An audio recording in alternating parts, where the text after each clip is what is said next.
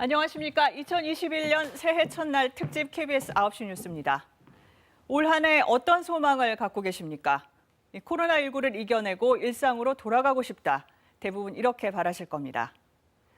소중한 사람과 함께 밥 먹고 또 가족, 친구와 나들이 가던 일상 되찾아야 하고 되찾을 것이기 때문에 먼저 우리 돌아갈 수 있나 하는 질문을 굳게 새겨봅니다. 동시에 고민할 게 하나 더 있습니다. 코로나 이전 같은 과거로 돌아가야 하느냐는 겁니다.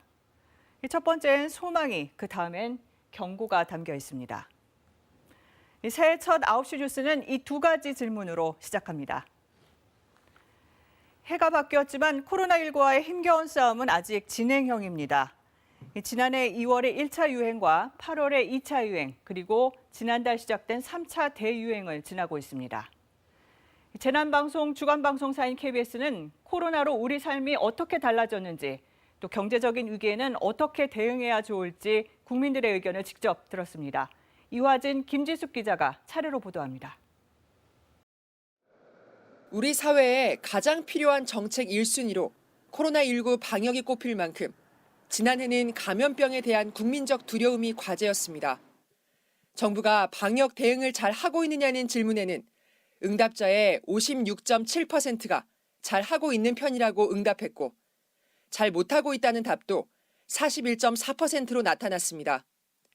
하지만 지난 추석 때는 80%대, 지난달 첫째 주까지만 해도 70%대가 유지됐던 긍정평가는 최근 들어 낮아지는 추세입니다. 코로나19 확산은 일상에도 많은 영향을 미치고 있습니다. 71.7%의 응답자가 코로나19 이전과 비교해 삶의 만족도가 낮아졌다고 답했습니다. 우울감 또한 61.9%가 더 자주 느낀다고 했는데, 이 또한 지난 추석과 비교해 늘었습니다. 직업으로 보면 자영업자와 주부가, 스스로 인식한 경제 계층으로는 저소득층이 코로나로 더 힘들어하고 있습니다. 우울감을 호소하는 경우 여성이 남성보다 13%포인트 더 자주 느낀다고 답했고, 연령별로는 60대 이상의 응답자가 더 우울하다고 말했습니다. 코로나19와 사회적 거리두기 장기화에 따른 경기 침체, 소외계층을 위한 돌봄의 부족, 그리고 가정 내 상황 등이 주요 원인으로 꼽힙니다. 코로나 백신에 대한 의견도 물었습니다. 신속성과 안전성 중에 안전성이 더 중요하다는 의견이 우세했습니다. 진보 성향의 응답자는 백신의 안전성 검증 후 접종을 선호했고, 보수 성향의 응답자는 신속성을 더 우선으로 꼽았습니다. 다만 위험군인 60대 이상의 고령층은 더 빠른 접종을 선호했습니다.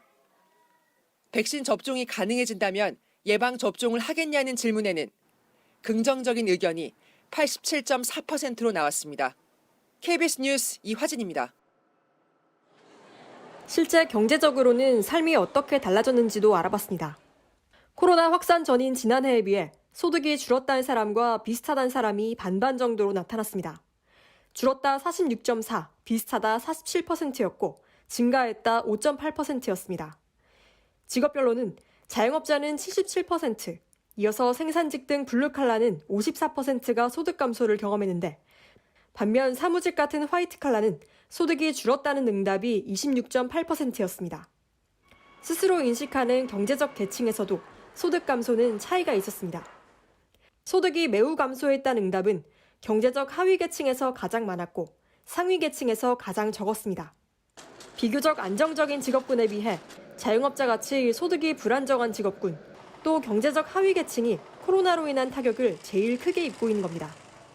우리 사회의 경제적 불평등도 심각한 상황으로 조사됐습니다.